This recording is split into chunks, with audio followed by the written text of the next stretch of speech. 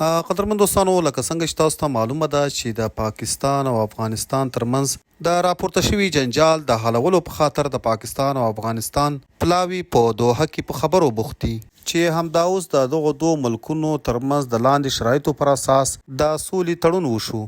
که غواړئ چې پوه شئ چې د افغانستان او پاکستان دغه د سولې تړون د کومو شرایطو پر اساس وشو، نو په ویډیو کې را سره تر پای پاتې شئ. د الله جل جلاله په نوم چې ډیر مهربان او ډیر رحم کوونکی دی. د دې حقیقت په پام کې نیولو سره چې پاکستان او افغانستان دوه ورونه اسلامي هیوادونه دي او دواړه په سیمه کې د متقابل درناوي پر بنسټ د سولې، ثبات، د اړیکو رامنځته کولو هدف لري. نو پر همدې اساس دواړه خواوې پاکستان او د افغانستان اسلامي امارت په لاندې مسلو په متقابل ډول موافق دي. اول، دواړه هیوادونه موافق دي چې په سرحدي سیمو چمن، تورخم، غلام خان کې به د ډزو یا پارونکي هر ډولونه سملاسي ودرول شي. دویم، د ګډ سرحدي همغږي دفتر به جوړ شي چې د دواړو هیوادونو د فوځي افسرانو ترمنځ به مستقیمې اړیکې وساتي. دوهمه ماده، د ترهګرۍ په وړاندې همکاري. اول، افغانستان ډاډ ورکوي چې خپله خاوره به د هر هغه ډلې لخوا د کارولو اجازه ورنکړي چې د پاکستان پر وړاندې فعالیتونه ترسره کوي. دویم، د دې ډاډ په بدل کې به پاکستان د بشري او اسلامي اصولو سره سم له افغان کډوالو سره همکاري ته دوام ورکړي.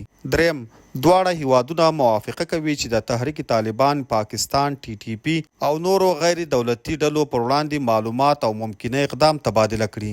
دریمه ماده، سوداګري او بشري اړیکې. اول، د چمن او تورخم په پولو کې به د سوداګرۍ لپاره یو جلا سولیز دهلیز جوړ شي. دویم، د ملکی وګړو، سوداګرو او ناروغانو لپاره به د خوندي تګ راتګ ډاډمن کولو لپاره یو ځانګړی پاس سیستم رامنځته شي. څلورمه ماده، رسنۍ او ډیپلوماټیک آداب. اول، د دواړو هیوادونو رسمي ویاندان او رسنۍ به د یو بل په وړاندې پارونکي څرګندونو څخه ډډه وکړي. دویم، د متقابل درناوي او اسلامي ورورګلوي د اصولو پر بنسټ بیانونه به غوره وګڼل شي. پنځمه ماده، څارنه او تضمین. اول، د قطر دولت به د دې تړون کوربتوب او څارنه وکړي.